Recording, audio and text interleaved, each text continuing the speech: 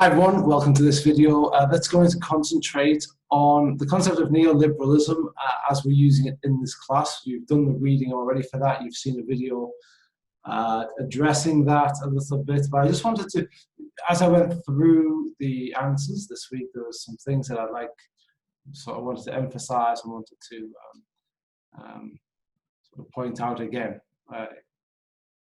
And some extra parts that I'd like to add, I think. The first thing I wanted to do is sort of go over a timeline of neoliberalism.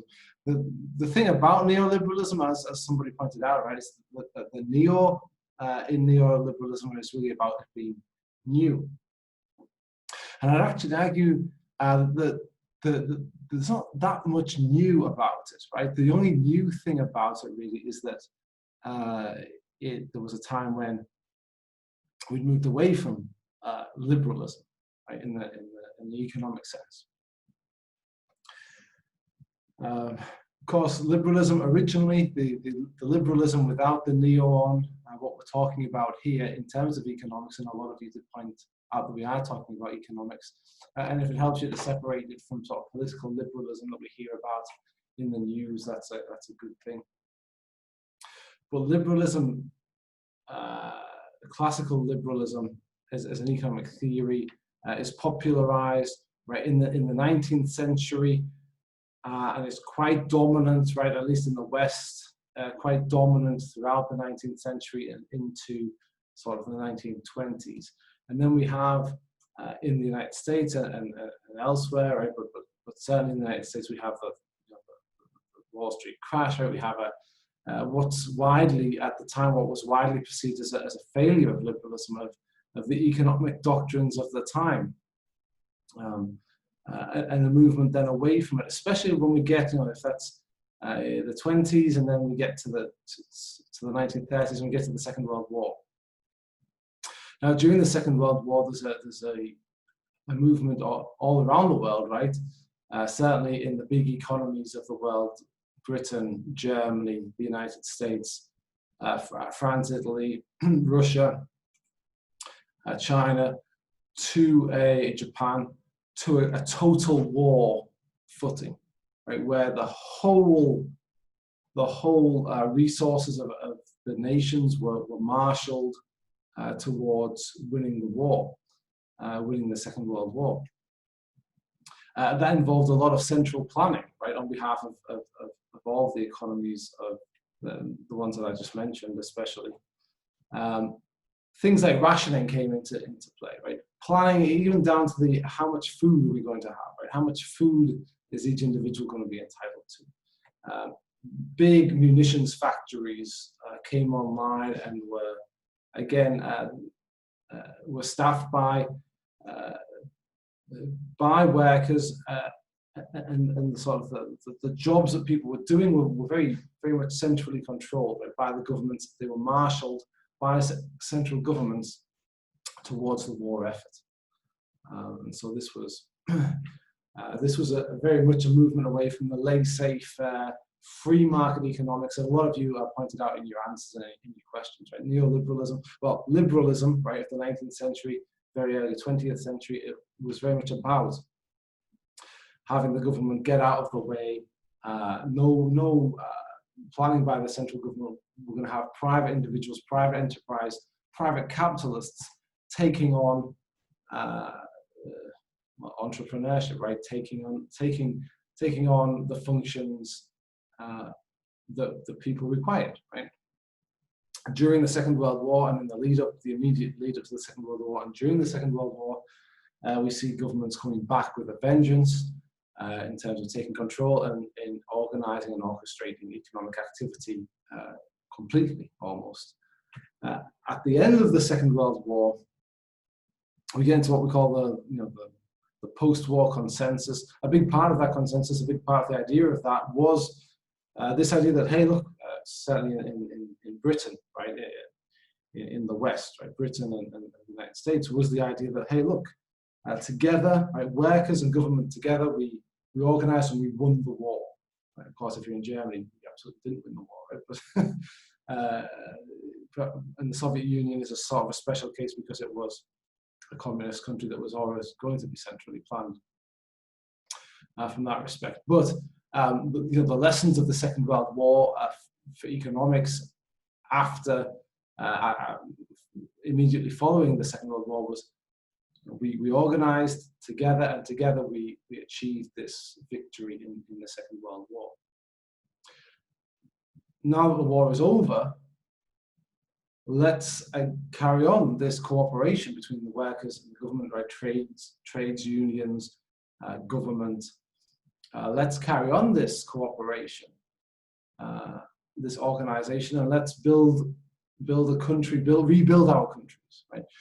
Rebuild our countries, but also to build, not just restore what was there before, right, but to give something better, right? To put something better in place. So it's this time period where we see in Britain the National Health Service is constructed, right? A universal health system where we're going to have, which of course was completely, and well, we'll talk about it in a bit, but was completely built and run by the government, right? With the sort of cooperation and of representatives of nurses and doctors and all those other people that go into making and running hospitals and health centers and that sort of thing. So we had this sort of continuation of the war. Yes, now we're no longer, maybe we don't need as many Spitfire factories, right, as we had during the Second World War, but there's other things that society needs, such as healthcare and education. And in Britain, it was particularly healthcare that this sort of idea of government organization really carried on with. And so in a lot of the West, Britain is an example because it's the one I know the best, but in a lot of the Western countries, this post-war consensus continued along these lines of organizing the economy. My father was born in 1949. As you know, the war ended in 1945, but in 1949 there was still rationing, right? Certainly partly out of necessity, right? But the belief that it's a necessity, right? The government plan and control and decide how much food everyone gets. That's very much a non-liberal example, right? A facet of non-liberal economics, right? Because it doesn't believe in the market to provide the right amount of food to the right amount of people, right? So the government has to step in, right? I think that there's a market failure for some reason, and certainly during the war, there's justification because of transport, food, and that sort of thing becomes very difficult. But after the war's finished, when transport food is made perhaps easier, and yet 7 years later, we're still rationing food. Anyway, so rationing food is an example of where, in an extreme circumstance like the Second World War, many governments stepped in and said the market isn't going to function properly in this scenario, so we're going to do that. And then they saw the same justification in healthcare in Britain, at least after the Second World War. Look, the market's not going to provide that. It didn't provide it properly beforehand. We're going to build a country fit for heroes, right? Fit for the greatest generation. They're going to come back from Europe. In the case of the United States, they're going to come back from America, from Europe, and let's have a country that's ready to provide for the needs of these people. And then, of course, you have the baby boom generation. So this lasts, generally called the post-war consensus. A lot of public ownership. Again, Britain, right, is my preferred example. During this time, we had lots of nationalized industries, coal extraction, power generation. The airline, British Airways, was a completely publicly owned company.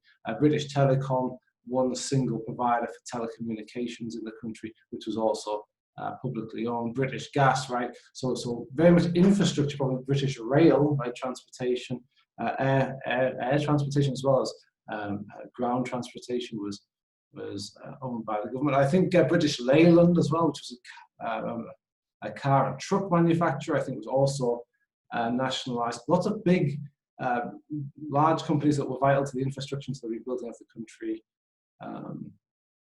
Another example from Sweden, IKEA, that wasn't, I don't think, publicly owned, but it had a very close relationship with the government. The government, well, I suppose maybe the proper example in the case of Sweden is that the Swedish government built a lot of houses during that time, and of course IKEA was the company that furnished lots of these government-built houses, right?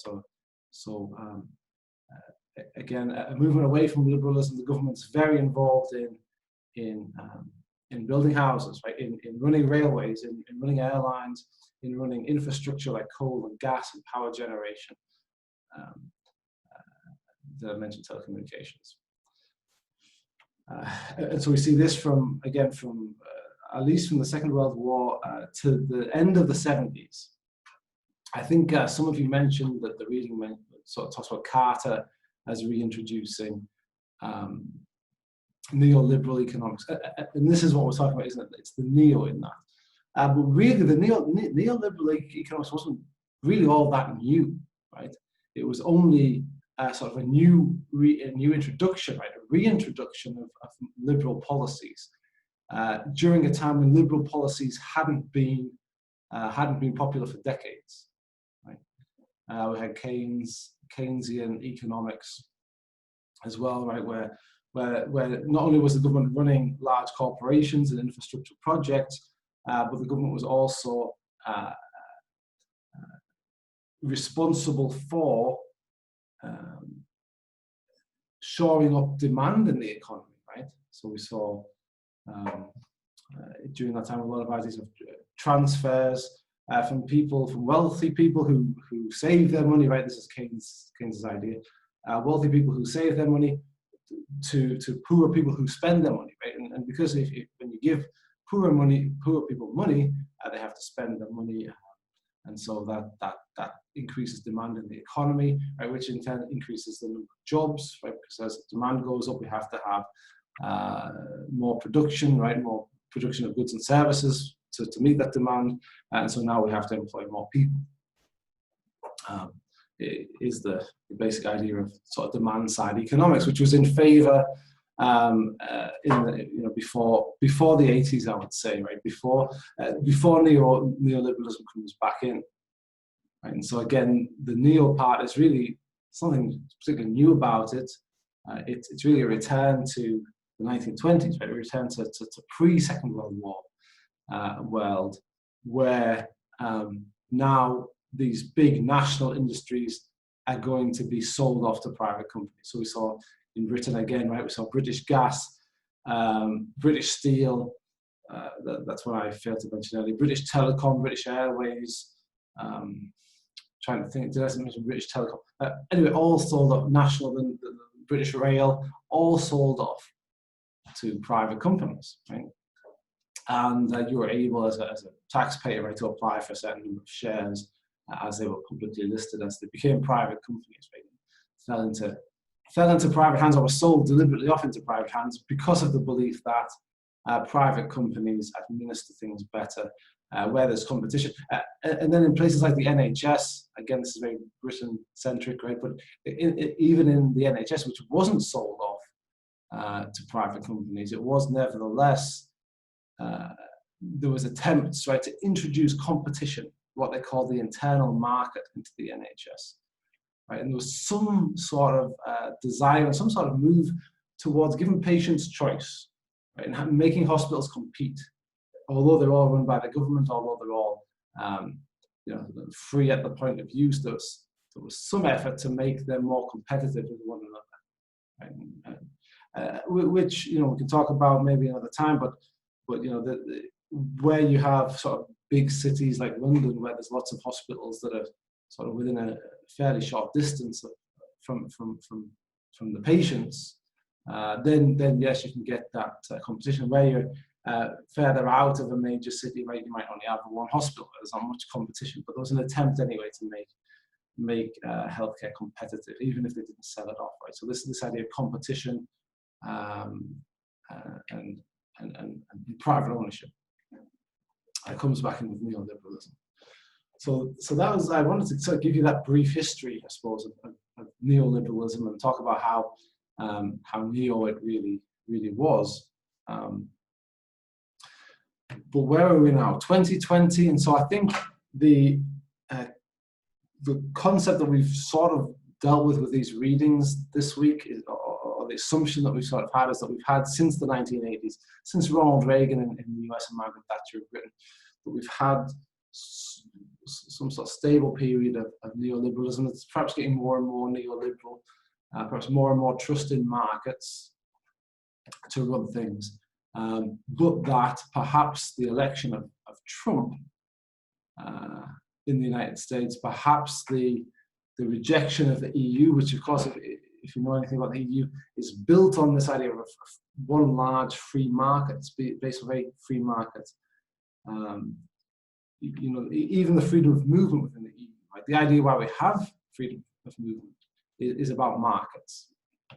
You know, Europe looked to the United States and said, hey, the economy in the United States works much better. And one of the reasons why it works much better is because you have a flexible labor force that can travel across the whole United States in search of work. In the European Union, it's not like that, because we have borders that prevent workers from moving across the border. So let's remove those borders and let's have competition from workers from throughout the European Union. Now, and there's all sorts of innovations in the European Union that were designed to promote flexible workforces that could move from places of high unemployment, like southern Italy, perhaps, or Bulgaria, or Poland, to places with a need for workers, right, like Germany, in particular Germany and parts of Britain, southern Britain, northern Italy, perhaps. And so to facilitate that movement, right, we had things like things that sound quite, in some ways, quite socially oriented, like unemployment benefits, right? Unemployment benefits. If you're claiming an unemployment benefit in Romania, you're just as entitled to claim that benefit in Finland, right, or in the Netherlands. You know, to sort of harmonise the rules, harmonise the laws across the EU to enable people to move more freely around Europe. But of course, there's a market imperative for that, right? There's a market rationale for that, right? And it's that, hey, we can have the flow of labour. We can have a bigger competition, a bigger labour market, right? We can choose from a wider range of people, which will drive down prices, right, of labour for businesses and make us more competitive, like in the United States. And that's only a part of, obviously, the reforms that the European Union brought about. There's others, companies moving across borders and goods moving across borders, right? But getting back to sort of the original things of neoliberalism, you know, was it a backlash against neoliberalism that we see with the election of Trump, or with the rejection of the EU in the Brexit referendum, and in these other countries that we'll also look at, Germany, Greece, and in India, we'll look at in Turkey, we'll look at in Indonesia.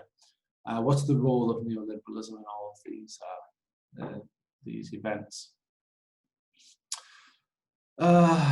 So one other thing I want to cover in this video is one other feature of neoliberalism that we didn't really see, I don't think, too much in the reading. I think we might have mentioned it, because I think I saw it in somebody's answer.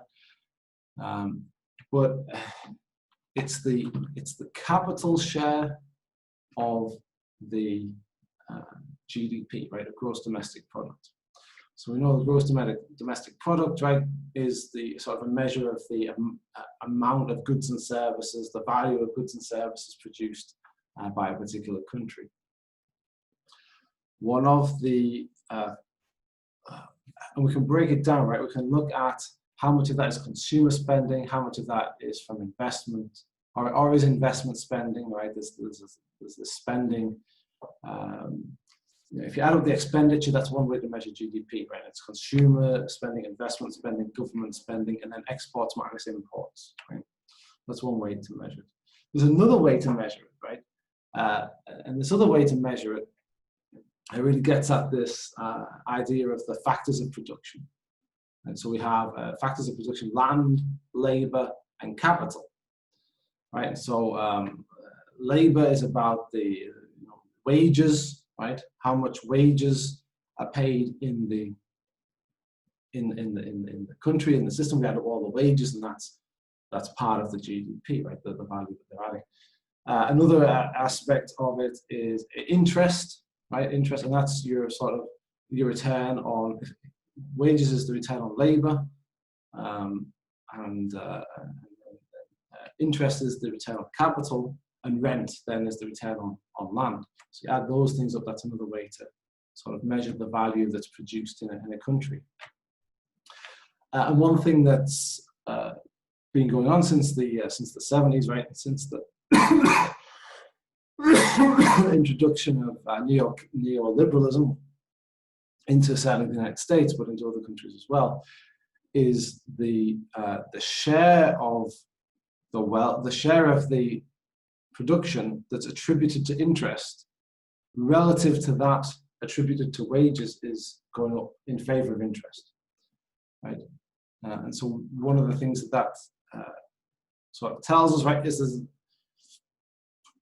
I don't know, I guess if we were looking at it as a competition, right, how much of the wealth in a nation has been produced, how much of the benefit has been produced by workers, and how much by capitalists. And by capitalists, all I really mean in this case is people who have a lot of money invested in wherever they have it invested, and they receive some return on that investment that we call interest, just generally. And so the way that we're producing things, like it's much more the capitalists that are producing things under our current system, rather than the wage earners who had a bigger share of the production before the 80s, right, before neoliberalism, right? And in some ways that tells us a lot, right? One of the things that the bigger the share that one of these groups gets in terms of the production, right, the bigger the input that they give, the more important they become politically. In England, this is very clear if we sort of compare, perhaps manufacturing or even just compare the banking sector. Right, the banking sector in the City of London is very politically powerful. And one of the reasons is that that's bringing in a lot of money to the country, right? It's adding a lot to our GDP. Just that square mile, just those financial services companies and banks, right? A lot of big banks that are based there are bringing in a lot of money to the country. Whereas trades unions, whereas in the 70s they were quite very, very powerful because a lot of the economy depended on the work of laborers. Now are not as powerful, right? Because the economy doesn't depend as much on them anymore. It depends on the bankers, right? And banks and financial services that are in the City of London. And so, of course, the further the balance tips that way, the more it might tip that way, right? Because the more power that those sectors of the economy have to tip it further in their favour. And so we're seeing that that's sort of an additional facet to sort of pop into neoliberalism and to think about when we think about, are we seeing a backlash against neoliberalism, and where to look at that? Is there a backlash against banking and that sort of thing? And to what extent can there be, right, without ruining the economy? So I'll end that there. I want to say the Green Lantern up to now, this week we had those two modules in one. I think this is the only week we'll do that. So it's mostly graded. There will be another video that will take care of populism a little bit more, based on what I see when I'm grading your papers. So watch out for that one, and I wish you the best.